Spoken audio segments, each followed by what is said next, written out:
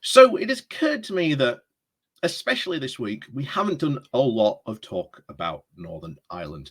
That is partly because of the case I've wanted to see what has happened, what could potentially be going on, and of course, what are the consequences of that. But before we really get into not only just what's been going on this week, but of course, what were the consequences, of course, of the recent Northern Ireland Stormont elections, we have to look at why we are here to begin with in the first place, because it does occur to me that maybe people watching, or at least looking for explanations, to think, how did we get here? Why are we here? Just what is going on in Northern Ireland, and why might some people might think, is Brexit still an issue? Why is this issue still being brought up? I thought Boris Johnson, quote, got Brexit done in 2019. No, my friends, Brexit is certainly far from over, and this, shall we say, current flashpoint, certainly focused around the Northern Ireland issue, isn't going to go anywhere, shall we say, anytime fast. But before we go diving into our quick overview, please do remember to hit that like, share, and subscribe button. And of course, down below, there are links to my Patreon page and one affiliation link called Buy Me Coffee, where you can buy me coffee. And as always, thank you very much to all those people who do help support the channel that way. And of course, down below, there is the YouTube subscription link as well as the new YouTube thank you button as well. So again, thank you very much to all those people who do help and support the channel that way. So where to begin? Well, this story doesn't just start last Monday with Boris Johnson's trip to Northern Ireland. It doesn't even really start with the Stormont elections, the previous now 2 weeks gone past at this moment. It goes all the way back to 2016. You see, when we were in the European Union, we came up with this really good idea to help solve the, shall we say, the very troubled political situation and the divisions in Northern Ireland by being in the single market and customs union. Also really helped to facilitate the idea that people who wanted to be Irish or people that still wanted to be part of the United Kingdom, being in this very unique situation that we were in, being in the customs union and the single market, meant that effectively there were no borders. And this led to one of the most successful current peace agreements of our time. There is no, trying to downplay just how good the Northern Ireland peace treaty was, called the Good Friday Agreement or the Belfast Agreement, depending again where you fall on which side of the border. There is no understanding just how good that agreement was and how that could not have been done or even accomplished without the UK at that moment being not only in the EU, but in the single market and customs union. Why? Because that created a situation where there was no borders. So it got people in Northern Ireland, regardless of whatever community they were a part of, they felt like they were either part of, they got to be felt like they were part of Ireland, or they got to be part of, the United Kingdom. And it worked. And of course, roll on to 2016, where we are now in the situation of, we're going to Brexit. We're going to, quote, leave the EU. But of course, as we said multiple times on this channel before, the Brexiteers in 2016 ran a large campaign trying to gather as many votes as they could. And when the issue of Northern Ireland was brought up, this issue was responded to by certain Brexiteers in particular. There is ample evidence still of them on news shows, programs being interviewed about this, basically saying Northern Ireland will not be an issue. And that was it. That was the end of the questioning. Because why was it not going to be an issue? Because at the time, the Leave campaign was very, very certain and very much wanted you to know, whenever we said, no, you don't understand, a vote to leave means leaving the single market and customs union, which we were saying, we Remainers were saying, do not vote for leave if you want to remain in the single market customs union, because that's what they want. Then, of course, you had people like, again, Daniel Hannan, who, when this was brought up to them, said, don't be Don't be silly. That's what we're not talking about that. Only a fool would leave the single market and customs union. And of course, what happened? The Brexiteers won. They pushed through Article 50, which created all these problems. And then they pushed hard for what type of Brexit they wanted, because the Brexiteers did not want to be, or at least remain, in the single market and customs union. They had made their voices on that very plain and clear, despite what promises they had made to the people during that referendum back in 2016. And of course, the people of Northern Ireland voted overwhelmingly to remain in the EU. So this brings us, of course, very much onto Theresa May's idea. Theresa May's idea of her Northern Irish backstop would be that any problems, and basically immediately Northern Ireland and the rest of the UK would be sort of become part of the customs union, and ideally that would be solved. But of course, the Brexiteers didn't like that, so Theresa May had to go, and in comes Boris Johnson with an almost very strikingly similar idea or proposal, or as very often as it's been put, Theresa May's was the backstop, but Boris Johnson's was the front stop, so that Northern Ireland could remain both in the single market and the customs union. There was just going to be a border in the Irish Sea. And as we've said all the time when trying to explain this, the Good Friday Agreement worked because there were no borders. But because the Good Friday Agreement specifically says you cannot put a border between the north of Ireland and the Republic of Ireland, where's that border going to go?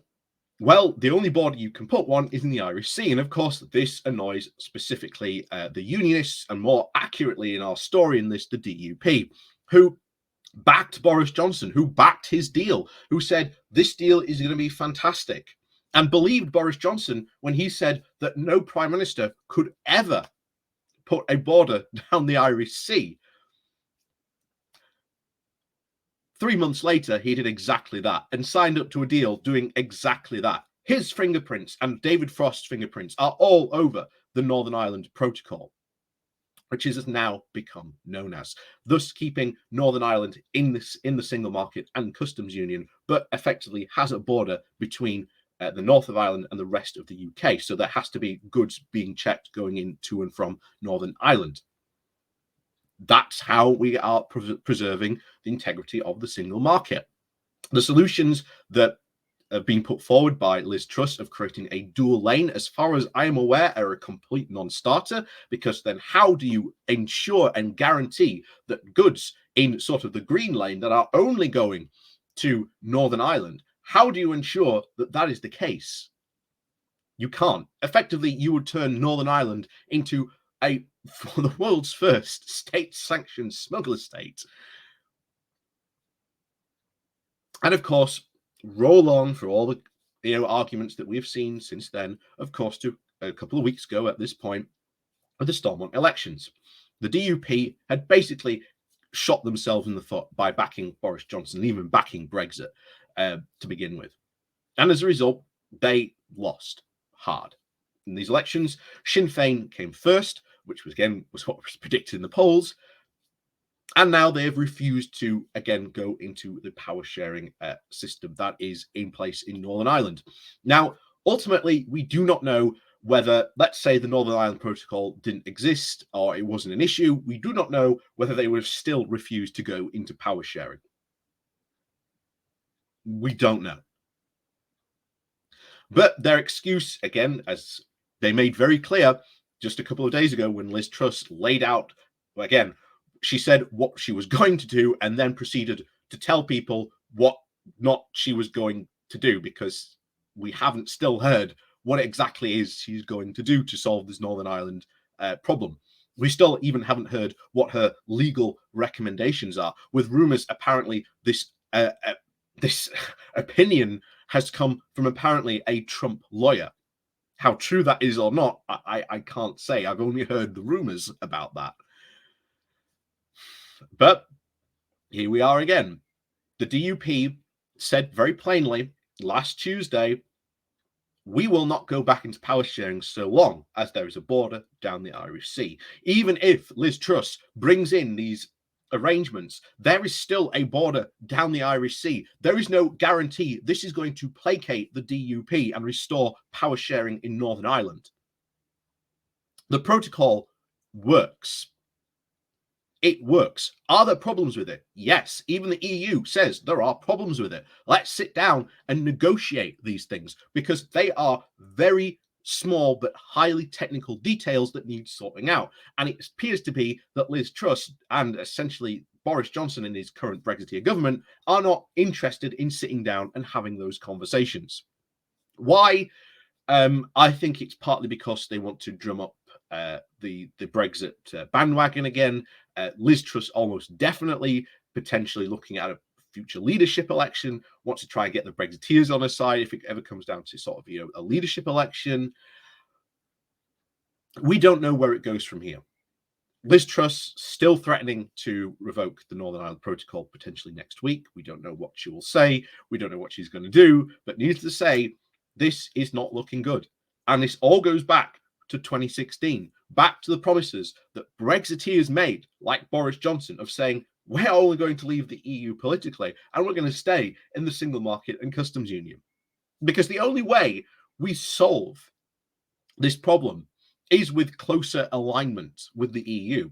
That way it lessens the checks across, the Northern Ireland Protocol. Because if you've got the same regulatory alignment, well, then you don't need to do checks. But then that ruins the whole Brexiteer argument of quote, freedom and sovereignty, because they want to get rid of regulations. That's what they've always been about. They're free market fundamentalists.